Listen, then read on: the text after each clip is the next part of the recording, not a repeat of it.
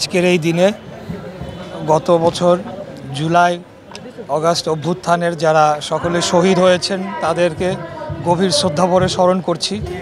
তাদের জীবনের বিনিময়ে এবং গত 17 বছর ফ্যাসিবাদী বিরোধী আন্দোলনের সকলেই যারা গুম খুনের শিকার হয়েছেন তাদের জীবনের বিনিময়ে আসলে আমরা আমাদের যে 71-এর অর্জিত স্বাধীনতা সেটিকে আমরা ফেরত পেয়েছি। তাই আমি মনে করি যে যতবারই জুলাই আসবে ততবারই আমরা তাদেরকে গভীর শ্রদ্ধাভরে স্মরণ করব এবং ইতিহাসের পাতায় তাদের যে আত্মত্যাগ সেটিকে স্বর্ণাক্ষরে অবশ্যই লেখা থাকবে বাংলাদেশের ইতিহাসে। এবং বাংলাদেশের জনগণ দলমত ধর্ম বর্ণ শ্রেণী পেশা বয়স নির্বিশেষে তাদেরকে মানে কি বলবো তাদের জন্য দোয়া করে মহান আল্লাহ তাআলা যাতে তাদের ব্যস্তবাসী করেন এবং তাদের এই যে আত্মত্যাগটা যে কারণে ছিল যে একটা বৈষম্যহীন গণতান্ত্রিক একটি বাংলাদেশ হবে যেখানে সকল শ্রেণী পেশার মানুষ তারা পাশাপাশি সহ অবস্থান করে বসবাস করবে এবং এটা জনগণের ভোটে নির্বাচিত সরকার তারা রাষ্ট্র পরিচালনার দায়িত্ব পাবে, সেটা জনগণ যাকেই ভোট দেখ না কেন সেটি হলো গিয়ে আমাদের আকাঙ্ক্ষা।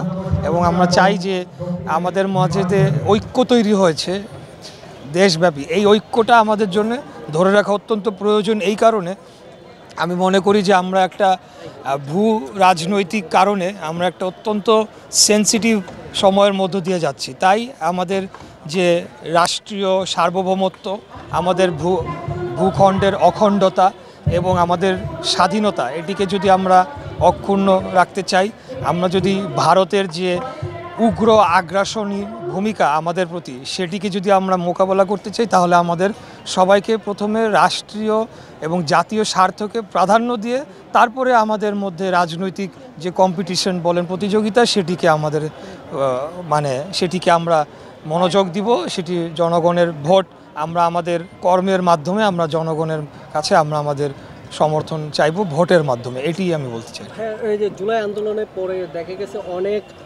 শহীদ যারা হয়েছে তারা আসলে ওইভাবে সহযোগিতা পাচ্ছে না। আজকে এই অনুষ্ঠানে এসে তারা কিন্তু এই কথাটাই বারবার উল্লেখ করেছে এবং আপনারা এটা নিয়ে কোনো উদ্যোগ নিচ্ছেন কিনা বা এটা বিষয়ে একটু জানতে। অবশ্যই আমি এই জিনিসটা আমরা যতগুলা অনুষ্ঠানে যাচ্ছি মোটামুটি একই ধরনের কথা শুনতে পাচ্ছি। শহীদ পরিবারের যারা রয়েছেন তারাও এই বিষয়ে অভিযোগ করছেন এবং তার থেকে আরও বেশি ভয়ঙ্কর যারা হতাহত হয়েছেন অঙ্গহানি হয়েছে তাদের সুচিকিৎসা হচ্ছে না। তা আমি মনে করি এই সরকার যখন দায়িত্ব গ্রহণ করে বিশেষ করে 5 তারিখে যখন সেনাপ্রধান তিনি বক্তব্য রাখেন জাতির উদ্দেশ্যে, তিনি যে কয়টি কথা বলেছিলেন তার মধ্যে এই খুনি স্বৈরাচারী ফ্যাসিবাদ হাসিনার যে গণহত্যা সেটির বিচার এবং যারা হতাহত হয়েছেন তাদের চিকিৎসার বিষয়টি সুনির্দিষ্টভাবে উল্লেখিত ছিল। কিন্তু পরবর্তীকালে বর্তমান সরকার ক্ষমতায় আসার পরে প্রথম দিকে কিছু উদ্যোগ থাকলেও ভালো উদ্যোগ থাকলেও সেটিকে তারা কন্টিনিউ করতে পারে নাই। তা আমি বলবো যে এই যে যারা অঙ্গহানি হয়েছে অনেক ছোট ছোট বাচ্চারাও রয়েছেন, কারোর চোখ অন্ধ হয়ে গিয়েছেন, এখনও চোখে দেখতে পায় না, অনেকের হাত পা কেটে ফেলতে হয়েছে। হ্যাঁ, তো তাদের জন্য কি করব আমরা? তাদের জন্য তো রাষ্ট্রীয় ব্যবস্থাপনায় রাষ্ট্রীয় বহু জায়গায় তো বহু হাজার কোটি টাকা লক্ষ হাজার কোটি টাকা পাচার হয়ে গেছে, 30 লক্ষ কোটি টাকা 30 লক্ষ কোটি টাকা পাচার হয়ে গেছে দেশ থেকে। কিন্তু তাদের চিকিৎসার জন্য যদি বাংলাদেশ রাষ্ট্র এটা প্রোভাইড করতে না পারে আমি মনে করি সেটা অত্যন্ত দুঃখজনক বেদনাদায়ক।